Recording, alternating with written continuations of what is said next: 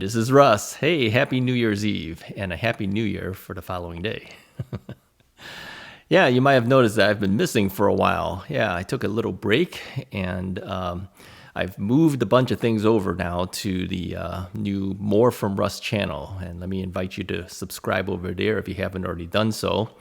The More from Russ channel will be everything other than e-bikes, all right? And basically we'll have no set format. I'm going to do whatever I feel like doing over there. So if you want to find out what I've been doing lately or any news of anything else other than e-bikes, go to the More from Russ channel and subscribe there, okay?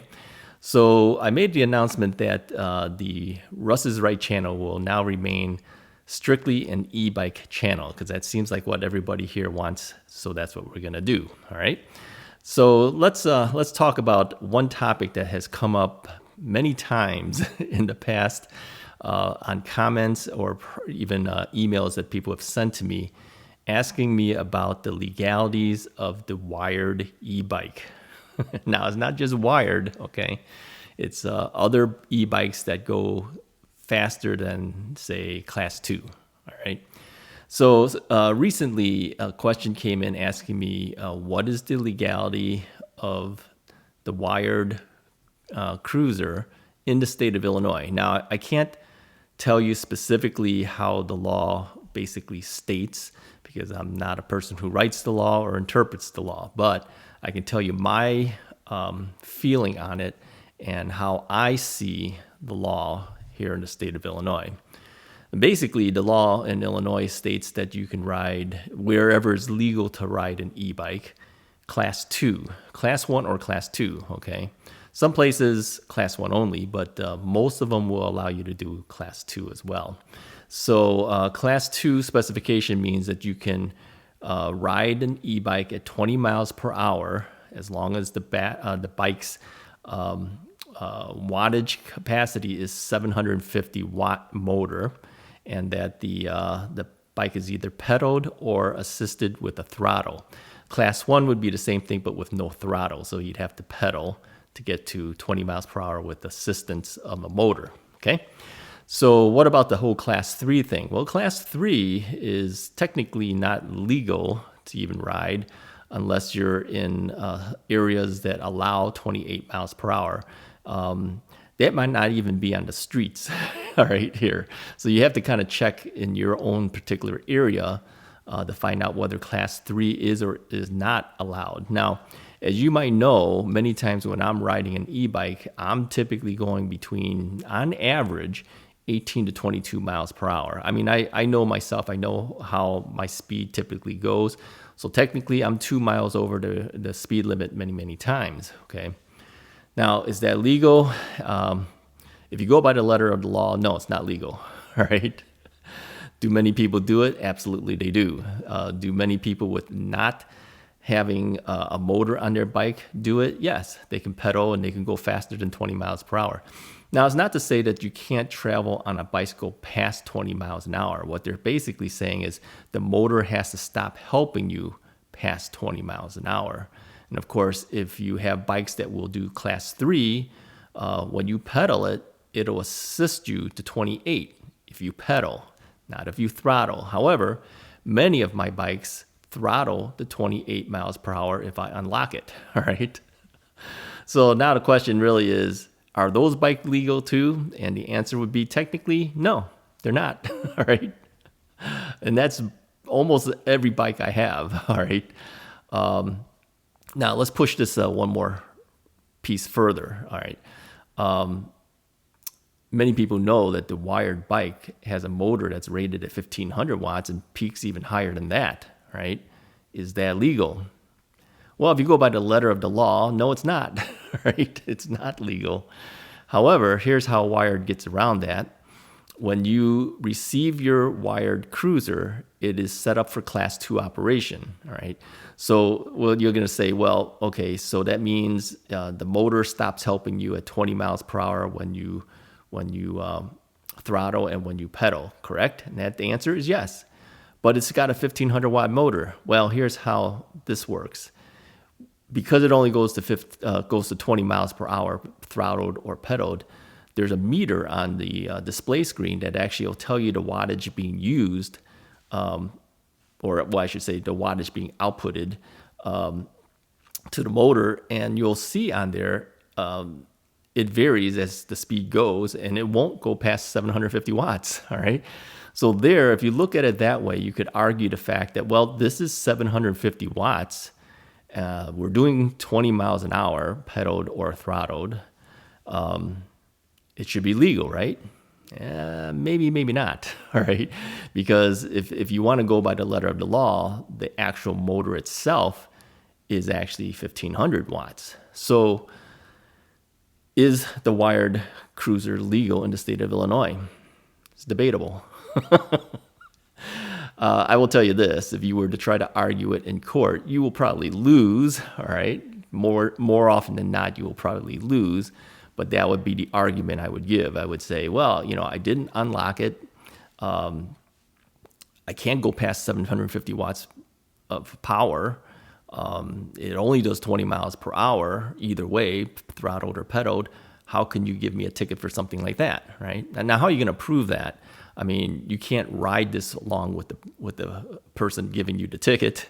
He's not going to sit there and watch you ride it and check your display screen at the same time. It's very hard to prove it. Yeah. Now, here's another thing too. They would probably stop if they're going to stop you at all. It's probably because they clocked you with a radar gun. Okay. So let's say you did unlock it, and you were doing 22 miles an hour, like I typically would do 22. Let's say you even did 25 miles an hour. Would they stop you? Well, it's discretion of the police officer, really. Nothing states that the officer has to give you a ticket, right? And nothing says that even if he stops you, he has to give it to you. He can use police discretion and say, I'm just going to give you a warning. Don't do it again, okay? He could do that. Or he can be hard and say, I don't care. I'm giving you the ticket, all right? And he has it on his radar gun that you did 25, all right? So you go to court, let's say, and you try to fight it, you will probably lose. I can pretty much tell you right now, you will probably lose. So is it illegal? Yeah, that's debatable. Can they legally sell it? That's debatable. Now, I saw recently on an episode of Oregon e-biker Mark. He's a subscriber here as well. He did a video. He mentioned that somebody was suing Super 73 for selling her Super 73 bike for her, I think he said 13-year-old son, and that it was illegal to do that. Now, I don't know what the outcome of that will be, but if you think about it, if she wins, we've got a lot of things going on here. Okay, Super 73 is not the fastest bike on the market anymore. Okay, maybe at one time they were, but there are a lot of other options. Like I said, the cruiser bike, when I unlocked that could do 40 miles per hour, right? So, and if you weigh less than me, probably even faster than that. And we know that they have the Predator, which is the dual motor version. I don't know, Citizen Cycle, how high did he get it to? 45, 46 miles an hour or something like that? So there are bikes that will go faster and have faster pickup too because of the double motor. People have asked me, Russ, are you going to get one of those? No, I've never been offered one, and I won't be buying one, right? We both know, the owner of Wired, and I know that the reason I got the bike in the first place is because you guys had asked for me to get a bike, and he obliged and gave me a bike and considers me now an affiliate. So if you order a Wired Cruiser through my affiliate link, I get credit for that, okay? And that basically means I get a commission for that if you buy one. I would say a number of you have actually purchased the bike because of that. I thank you for that. But I think everyone who buys one of these bikes kind of has that little fear in the back of their mind. Am I going to get stopped because of this bike? Now, does every police officer know about the Wired bike's ability? No, I wouldn't say so. Many probably do not. If you ride it conservatively at 20 miles per hour, even if you unlocked it, would they ever really know? And the answer would probably be no, unless they know of its reputation. Okay. So why did I unlock mine? And you've seen me do 40 miles an hour on the bike. I don't do that all the time. What I do is I do it whenever I show you on a video that it's capable of doing that. It's basically part of a review process, and also so that you understand that the bike does have the ability to do that. But on a daily basis, when I ride it, do I use it at 40 miles an hour? And the answer is no, absolutely not. And the owner of Wired knows that I don't either, okay? In fact, we had a very long talk when I picked up the bike from him. And, we both kind of said we were kind of pushed into this together. We admitted that, it will be interesting to see if the viewers of Russ is Right, who is primarily an older generation viewer, not all of you guys are, but many of you are, will that generate sales for his bike? And he said, even if it doesn't, it's okay, because he said it is a form of advertising, so he was fine with that. But I think we were both surprised that we do generate sales for him, because I continue to ride the Wired Cruisers. It's actually one of my more favored bikes now at this point, because I know it has capability, and I don't use that capability all the time. What I use it for is this: if I'm riding along and there's an emergency situation, and I have to get out of that situation quickly. Whether it's a traffic situation or somebody were to threaten me and I had to get away from that person, I can do it with that bike. I can't guarantee I can do it that quickly with any other bike that I have. So I see the benefit of having that bike unlocked, but that doesn't mean I'm going to use it all the time. All right. In fact, most of the time I don't. Most of the time I'm still trying my best to stay within the 20 to 22 mile per hour range. Now, why do I push past 20? Is because I know for the fact that, even if I was radared at 22 miles an hour, very few officers will stop me for the 2 miles an hour. Right? I mean, it would be really kind of stupid for him to do so and try to bring me to court for a 2 mile per hour over the speed limit on a bicycle. All right, think about that. All right. So I know I can get by a little bit quicker. And I've ridden past many of the local police officers here at that speed while waving to them. They wave right back at me. I think the problem is that sometimes people who maybe don't ride as responsibly. And I know that at least in my local area, a lot of these police officers have seen me around. Okay, they really can't miss me. Because they've seen me on various different bikes. It's always the same guy. I always have a yellow safety vest on. I have a helmet that has lights on it. I wave to the officers. I'm always smiling and waving to them. And so they acknowledge me. I know that they know me because they've seen me so many times. The chances of them giving me a ticket is pretty slim at this point. I think the only reason they would give me a ticket is if I was doing something totally out of the norm. If they saw me and I was zipping by at 40 miles an hour and waved at them, I think I'd get a ticket. And I think at that point, I probably would deserve one as well. So here's my whole thing with this whole debate about the legality of the Wired Cruiser or the Wired Freedom or whichever Wired bike you buy, or many other brands of bikes that can go past the 20 mile per hour thing. You have to ride responsibly and safely, right? Now, is it safe for you to do 30 or 40 miles an hour for emergency situations? In my mind, if it's safe for me at that point to do it, yeah, I would say that's safe riding. All right. Now, if somebody were to radar gun you at the time you were trying to avoid an accident and you sped up to get out of there and they gave you a ticket for that, I would say that's irresponsible ticketing. All right. If I was trying to save somebody by getting out of the way and I had to speed up to do it and I get a ticket for that, that would be irresponsible ticketing, in my opinion. Okay. So here's the thing. It's all up to you. It's your decision as to what you feel is legal and what you feel is safe. But given the chance to have to go to court to fight it, my gut feeling is you will lose. Chances are you always lose in court. I mean, you really have to do some major fighting to win in court for some type of speeding ticket or something related like that. So I remember. Okay, let me give you an example. I remember I was at a railroad crossing. Okay, I think I told this story once before. I was at a railroad crossing. It was the very first day of a brand new job. It was the job that I left to go full-time as a wedding photographer. Remember I told you that? The sales manager pulled me in and says, Russ, you can't be working for us and also running your wedding business. You have to make a decision. Remember that story? Yeah, it was the very first day I worked for them. I went there and then I went out for lunch, okay? And on my way back, I hit a railroad crossing. So I hit the brakes and I stopped. Well, the guy behind me, he didn't see it. So he didn't realize I had hit the brakes to stop. So he crashed right into the back of my car. Yeah, that was my black Lexus that I had. And so I had to call in to work and say, I'm sorry, I can't come back into work. I only worked like half a day.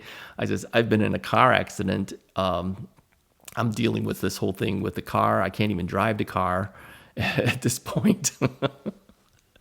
It was really bad. I says, I have to deal with the police officer and everything like that.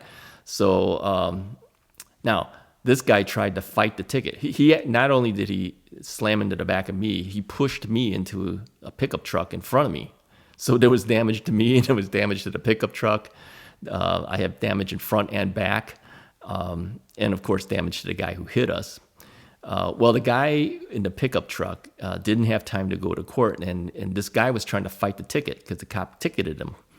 And so I told the guy who I had hit because he pushed me into him, I says, don't worry, I'm going to go to court and I'm going to fight this guy who's trying to get out of this ticket. So I got his name and number. I says, I'll call you. I'll let you know what happened. So we go to court, and I explained basically what had happened on my end. A police officer was there too. He explained the same things that he had observed afterwards. And then the guy tried to go up. He says, and your side of the story, sir? He goes, well, it doesn't really matter. He says, because guilty. He didn't even get a chance to explain it. He rear-ended a guy, okay? He has no way of getting out of that ticket. So a lot of times, there's situations where you just can't win in court, even if you tried to. Now, personally, the guy was guilty. There's no way the guy wasn't guilty. He hit me with enough force to push me into the other guy, and my foot was on the brake, and he pushed me into the other car. Okay, so fighting things in court very hard. However, I do know that some people do get away with it. Yeah, they do have ways to get out of tickets. Yeah, I told you once too. Let me tell you the story since we're in the storytelling mode. As you know, I used to work in law enforcement, and I was working for the district attorney's office in San Diego County. And we were supposed to videotape a preliminary hearing. I told the story once before too. And so we needed that courtroom, but they were doing traffic things in there. And the judge saw us coming in. I was there setting up video equipment and getting ourselves ready, and they knew why we were there. And so she was trying to speed along these cases so that we can get moving on the thing. And so she had one final case to hear before we can take over and do our prelim. And so the lady stands up, she's trying to fight a ticket, and she does the best acting job I've ever seen. She's starting to tell her story, and the next thing you know, she's going and she keels over, and then the judge stands up, says, is there a paramedic or anybody? Should we call a paramedic? And then her friend stands up, says, oh, Your Honor, no, she'll be fine. She goes through this when she gets upset and stuff. Just give her a little bit of time. We didn't have time. So the judge just says, well, we're just going to dismiss the case and get moving. Sometimes they get away with it. Anyways, that's my story. Hey, have a happy new year. Thank you for watching the Russ is Right channel. If you haven't subscribed yet, go ahead and subscribe there. And subscribe to the More From Russ channel too. I'll talk to you guys next time.